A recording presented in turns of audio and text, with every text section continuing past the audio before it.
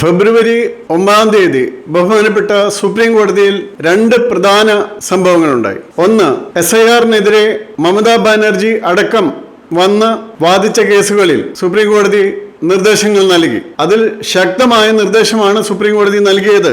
Chief justice of India Surya Kant, justice Joymalya Bagchi, justice Vipul M Pancholi എന്നിവർ ഉൾപ്പെട്ട ബെഞ്ചാണ് കേസ് പരിഗണിച്ചുകൊണ്ടിരിക്കുന്നത്.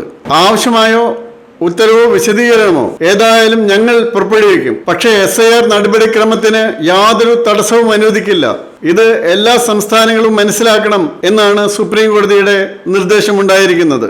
അതുപോലെ അവിടെ സുപ്രീം കോടതി മറ്റൊരു നിർദ്ദേശം കൊടുത്തു. ക്ലാസ് B ഓഫീസർമാരെ അയക്കുന്നതിനെ പറ്റി. മൈക്രോ ഒബ്സർവർമാർക്ക് പകരമായി ഉപയോഗിക്കാനായി 8000-ലധികം ഗ്രൂപ്പ് B ഉദ്യോഗസ്ഥരുടെ പേരുകൾ അയക്കുന്നതിൽ എന്തുകൊണ്ട് വൈകിയെന്ന് കോടതി ചോദിച്ചു. അപ്പോൾ അതിന് സംസ്ഥാന ഗവൺമെന്റിന്റെ കത്തിടപാടുകളുടെ സമയത്തെയും ചീഫ് ജസ്റ്റിസ് നേരിട്ട് ചോദ്യം ചെയ്തു. മമതാ ബാനർജിയെ അഭിസംബോധന ചെയ്ത് അദ്ദേഹം ചോദിച്ചു, ഫെബ്രുവരി 4 ഞങ്ങൾ നിർദ്ദേശങ്ങൾ നൽകിയപ്പോൾ ഫെബ്രുവരി 7 രാത്രി 12 മണിക്ക് ഇമെയിൽ വഴി നിങ്ങൾ പേരുകൾ അയക്കുന്നത് എന്തിന്? ഈ കേസിൽ പ്രധാനമായ തർക്ക വിഷയങ്ങളിൽ ഒന്നായി പശ്ചിമ ബംഗാളിൽ മൈക്രോ ഒബ്സർവർമാരെ നിയോഗിച്ചതാണ്. തങ്ങൾക്ക് ആവശ്യമായ ഉദ്യോഗസ്ഥരെ വ്യക്തമാക്കിക്കൊണ്ട് പശ്ചിമ ബംഗാൾ സർക്കാരിന് 5 കത്തുകൾ അയച്ചതായി തിരഞ്ഞെടുപ്പ് കമ്മീഷൻ കോടതിയെ അറിയിച്ചു. അവർ നൽകിയിട്ടില്ല. തങ്ങൾക്ക് ആവശ്യമായ ഉദ്യോഗസ്ഥരുടെ വിവരങ്ങളും വിശദാംശങ്ങളും സംസ്ഥാന സർക്കാർ പങ്കുവച്ചില്ലെന്ന് തിരഞ്ഞെടുപ്പ് കമ്മീഷൻ വ്യക്തമാക്കി. പ്രതികരണം ലഭിക്കാത്ത സാഹചര്യത്തിലാണ് ഈ നടപടികൾ സ്വീകരിക്കേണ്ടി വന്നതെന്നും പുനഃപരിശോധന പ്രക്രിയയുടെ വിശ്വാസ്യത ഉറപ്പാക്കുന്നതിനായി മൈക്രോ ഒബ്സർവർമാരെ നിയോഗിച്ചത് തങ്ങളുടെ ഭരണഘടനാപരമായ അധികാര പരിധിക്കുള്ളിലാണെന്നും കമ്മീഷൻ നിലപാട് വ്യക്തമാക്കി. ഫെബ്രുവരി 4 മമതാ ബാനർജി തന്റെ അഭിഭാഷകരോടൊപ്പം കോടതിയിൽ ഹാജരായി. തെരഞ്ഞെടുപ്പ് കമ്മീഷൻ ഒബ്സർവർമാരെ നിയോഗിച്ചതിനെതിരെ എതിർപ്പ് ഉയർത്തി. ആവർത്തിച്ച ആവശ്യങ്ങൾ ഉണ്ടായിട്ടും സംസ്ഥാന സർക്കാർ ആവശ്യമായത്ര ജീവനക്കാരെ നൽകിയില്ലെന്ന് ഇലക്ഷൻ കമ്മീഷൻ ഓഫ് ഇന്ത്യ അറിയിച്ചു.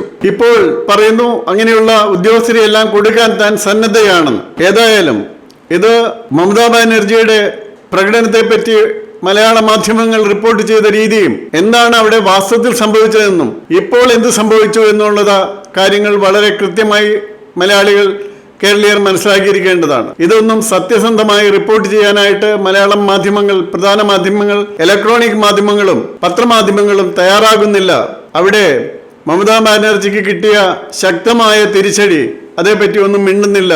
ഇവിടെ ശരിയായിട്ടുള്ള അവിടെ നുഴഞ്ഞുകയറിയവർക്ക് വോട്ടവകാശം കൊടുക്കാനുള്ള ശ്രമങ്ങളാണ് സാമാന്യം നന്നായി തന്നെ പൊളിഞ്ഞിരിക്കുന്നത്. അപ്പൊ അതുകൊണ്ട് നമ്മൾക്ക് പ്രതീക്ഷിക്കാം ഇന്ത്യൻ പൗരന്മാരല്ലാത്ത വളരെയധികം പേർക്ക് അവർക്ക് വോട്ടവകാശം ഇല്ലാതാകും എന്നും ഇന്ത്യൻ പൗരന്മാർക്ക് മാത്രം വോട്ടവകാശം ലഭിക്കുമെന്നും മറിച്ചുള്ള നടപടികൾക്കുള്ള ശ്രമങ്ങൾ പരാജയപ്പെടുമെന്നും നമ്മൾക്ക് മനസ്സിലാക്കാവുന്നതാണ്. അതുപോലെ തന്നെ 9 സംഭവിച്ച രണ്ടാമതൊരു കാര്യമായിരുന്നു തിരുപ്പുറം കുണ്ടത്തെ സംബന്ധിച്ച സുപ്രീം കോടതിയുടെ ഉത്തരവ്.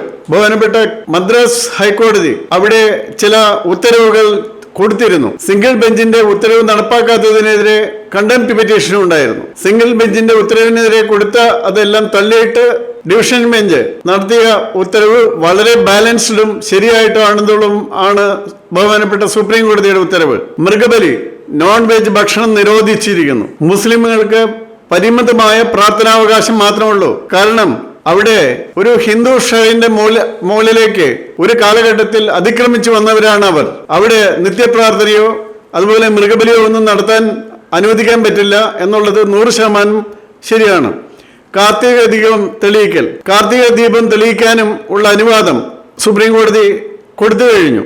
അവിടെ അത് തെളിയിച്ചാൽ ബഹളം ഉണ്ടാകും എന്നൊക്കെ പറയുന്നത് അതൊരു ഇമാജിനറി ഫിയർ മാത്രമാണെന്ന് ബഹുമാനപ്പെട്ട കോടതി കണ്ടെത്തി. ഹൈക്കോടതിയുടെ വിധിയിൽ ഇടപെടില്ല എന്ന് സുപ്രീം കോടതി പറഞ്ഞു. ഇനിയിപ്പോൾ DMK-യും MK സ്റ്റാലിനും എന്ത് ചെയ്യും? ഇത് നടത്താതിരിക്കാൻ ഇനിയും ശ്രമിക്കുമോ? ഏതായാലും ഇത് വലിയൊരു വിജയമാണ്. അതായത് അനീതിക്കെതിരെ ഇപ്പോൾ കോടതികളും സത്യത്തിനു വേണ്ടി നിലനിൽക്കുന്നു എന്നുള്ള ഒരു ആശ്വാസം സനാതനധർമ്മ വിശ്വാസികൾക്ക് ഉണ്ടാകുന്നു. അതുകൊണ്ട് ഇനിയും ഇത്തരം കേസുകൾ തീർച്ചയായിട്ടും പല സംസ്ഥാനങ്ങളിലും സംഭവിക്കുന്ന കേസുകൾ കോടതിയിൽ എത്തണം. കോടതികളിൽ നിന്ന് ന്യായമായ വിധി ഉണ്ടാകണം. ഇത് കേരളത്തിനും കർണാടകത്തിനുമൊക്കെ ഒരു ചുണ്ടുപലകയാണ്. ഇതനുസരിച്ചാണ് ഇവിടെയുള്ള പ്രവർത്തനങ്ങൾ നമ്മൾ നടത്തേണ്ടത്. അതുകൊണ്ട് തന്നെയാണ് ഞാൻ പലപ്പോഴും പറയുന്നത്, ശബരിമലയ്ക്കല്ല ദേവസ്വങ്ങൾക്ക് വേണ്ടി കേന്ദ്രം ഒരു നിയമം ഉണ്ടാക്കണമെന്നും അത് തീർച്ചയായിട്ടും നിലനിൽക്കും.